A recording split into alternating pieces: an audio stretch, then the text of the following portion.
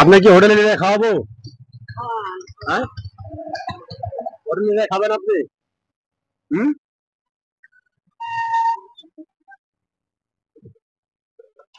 বুঝতে পারছেন, একটা নিরীহ মানুষ খাওয়ার জন্য আসলে আমার কাছে আসে দাবি করতেছে যে আমি ভাত খাবো। ভাত তুললো মানুষ, হয়তো বা নিরীহই হবে, না হলে এইভাবে বাবা সাথে আসতে বাবা পারে। মা বাইকে আছে। আমার মা বাইচে আছে, মায়ের জন্য দোয়া করবেন। আমার আব্বা মারা গেছে 4 বছর ধরে। আমার কেউ নেই বাবা। এই এই মানুষটা হচ্ছে একজন প্রতিবন্ধী, দেখেন উনি একজন, একটা চোখও নাই, কিন্তু একটা চোখ একটা। চোখ কেটে ফেলা দিতে বাবা। আর ওই হ্যাঁ। একজন 100 টাকা জামা নাই। এই যে কুরবানি আসতে আছে একাই আসি। আপনার সরকারের থেকে কোনো অনুদান আছে? আমি কুরবানি আসতে পারে না। আমার বাপ তুলো লোক, বয়স্ক। সে আমি যখন এখানে গাড়ি যখন ঠেকাইলাম, তো ইনি এসে আমাকে বলতেছে কি যে বাবা সেটি টাকা দাও, আমি সেটি ভাত খাই। তো মুখের দিক তাকায় আমার খুবই খারাপ লাগলো যে আসলে ভাত খাওয়ার জন্য এই টাকা চাইতেছে। তো আসলে দেখি আসলে আর উনি হচ্ছে সবচেয়ে বড় কথা হচ্ছে যে আপনার থানা কোথায় বললেন? উল্লাপাড়া থানা। উল্লাপাড়া থানা। আর গ্রাম? গ্রামে মানে দবিরগঞ্জ দবিরগঞ্জ। দবিরগঞ্জ গ্রাম। হ্যাঁ। দবিরগঞ্জ গ্রাম আর উল্লাপাড়া থানা। হুম। তো উনি হচ্ছে না বয়স্ক ভাতা কার্ড আছে, না কোনো মাসিক কোনো সে কোনো ভাতা পায় সরকার থেকে। তো আসলে আমি কাউকে দোষারোপ করবো না, এলাকার মেম্বার, প্রতিনিধি, কাউকে আমি দোষারোপ করবো না, আসলে তার ভাগ্য হয়তো আচ্ছা। ঠিক আছে, ভাত দাও, দাও খেয়ে দাও। আসেন আপনি দেন দেন। তাড়াতাড়ি ছিলেন মাঝে সাঝে আসে? মাঝে সাঝে আসে না প্রতিদিন আসে? মাঝে সাঝে আসে। আমি কিন্তু ড্রাইভার জয় না, বুঝছেন, আমি হচ্ছে ট্রাক ড্রাইভার। আমি ওই জায়গায় দাঁড়াইছিলাম, তো আমার কাছে যায় উনি হচ্ছে খাবার খাচ্ছে যে আমাকে টাকা দাও, খাবার খাবার খাও। তো আমার দেখি বিষয়টা খুবই খারাপ লাগতেছে যে এমন একটা মানুষ, একটা চোখ কিন্তু নাই, একটা কিন্তু চোখ নাই,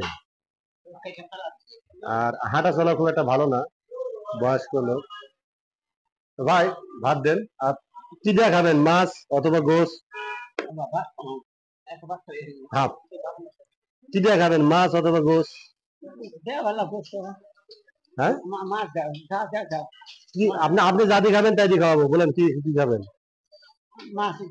মাছ, গোটা মাছ দেন।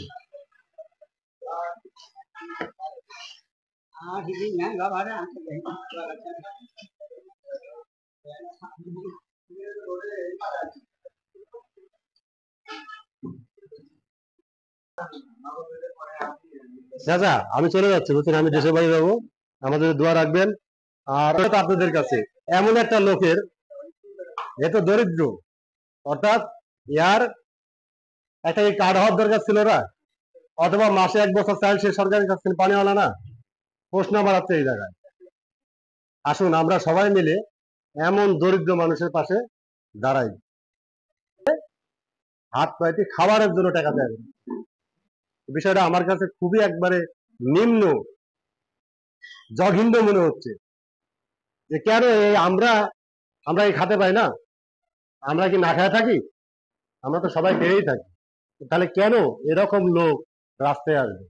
তার একটা কিন্তু চোখ নাই, অথবা বয়স হয়ে গেছে, আদমির পর আর একটা চোখে হয়তো দেখতে পাবে না, তখন এই লোকটার কি হবে?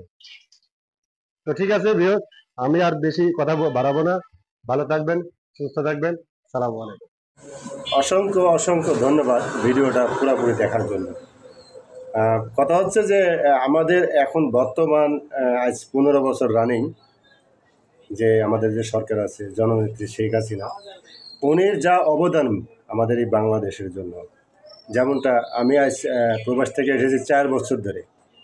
আমি যখন 2021-এ যখন গাড়ি কিনলাম, তখন রাস্তাঘাটের যে পরিস্থিতি দেখছিলাম, আমাদের গ্রামগঞ্জ থেকে শুরু করে শহর পর্যন্ত, আর এখন বর্তমান অবস্থানে রাস্তাঘাটের যে অবস্থা দেখতেছি, সেই জায়গা থেকে বলতেছি যে আমাদের সরকার তো আমাদের জন্য কম দেয় নাই, আমাদের এই সরকার তো কম দেয় নাই আমাদেরকে।